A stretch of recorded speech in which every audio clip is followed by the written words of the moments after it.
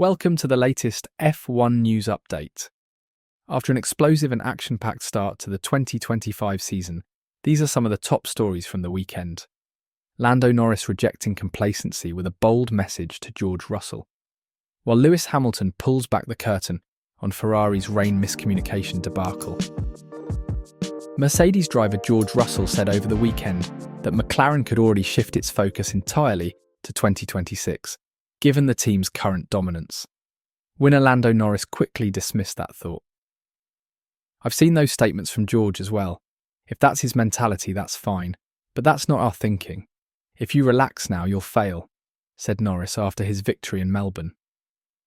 Norris described the challenging conditions at Albert Park as extremely stressful, with constantly changing weather affecting track conditions.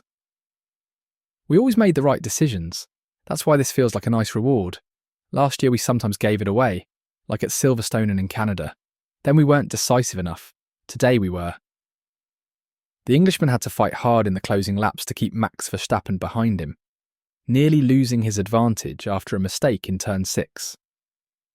Do you think McLaren is right to maintain full focus on current development? After grabbing headlines in testing with impressive times, Williams have only gone from strength to strength. Alex Albon converted a brilliant P6 in qualifying to P4 on race day, the team's best result since Spa 2021. The Thai driver performed at an exceptionally high level in very unpredictable conditions. Ironically, teammate Carlos Sainz, who spun out in the early stages, was actually instrumental in Albon's strategy. James Vowles explained how Sainz influenced the second Williams stop. "I'll give you a little nugget.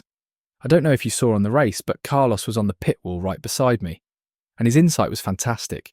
He looked at the radar and went, 'When that hits, they won't stay on track, simple as that.' You could see the big key decision today is, do you stop or not? And you saw the field was split. Carlos's information was key towards this, so it is a group effort in that regard. It was fantastic to see," Vowles continued. The Williams team principal added that Sainz said he was more nervous than being in the car. "Did you notice Sainz on the pit wall during the Australian Grand Prix? Do you think more drivers should get involved in strategy when they're out of the race?" The 2025 Formula One season opener at Albert Park delivered a harsh reality check for Ferrari, as their new driver lineup of Lewis Hamilton and Charles Leclerc managed just 5 points, the team's poorest season start in recent history. Ferrari's duo crossed the finish line in P8 and P10, with Hamilton rounding out the top 10. Ferrari's troubles began in qualifying with a disappointing fourth-row lockout. The rain-soaked race saw early retirements and multiple incidents, while Ferrari's strategic decisions during transitions between intermediate and slick tyres proved less than optimal. Both drivers struggled with the challenging conditions, Leclerc contending with water in his cockpit, and Hamilton adapting to the SF25's unique characteristics. "It was very tricky, and went a lot worse than I thought.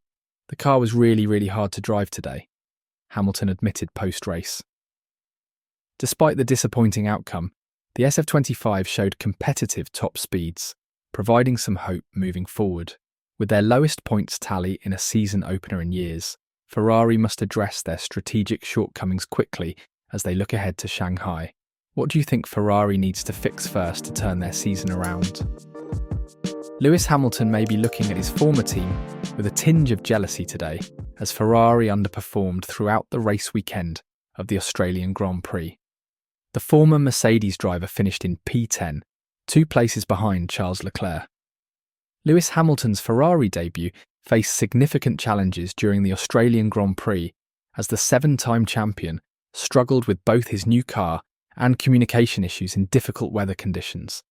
The race featured several tense radio exchanges between Hamilton and his new race engineer. Unfortunately, at the end, they said it was just a short shower and the rest of the track was dry.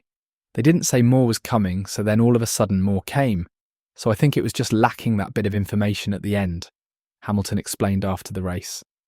Hamilton is adapting to a new environment, having spent 12 years building a strong partnership with Mercedes engineer Pete Bonington. Despite the challenges, Hamilton remains optimistic and focused on improvement. "I've got some changes I'm going to make for next week and see how it goes. but today was a crash course in driving a Ferrari in the rain, he acknowledged. That's it for today's F1 News Update. Do you believe Lando and McLaren can maintain their lead in the championship? And can Hamilton and Ferrari get back on top this season after a disappointing start to their season? If you enjoyed this breakdown, hit that like button, drop a comment with your thoughts, and subscribe for more in-depth F1 coverage.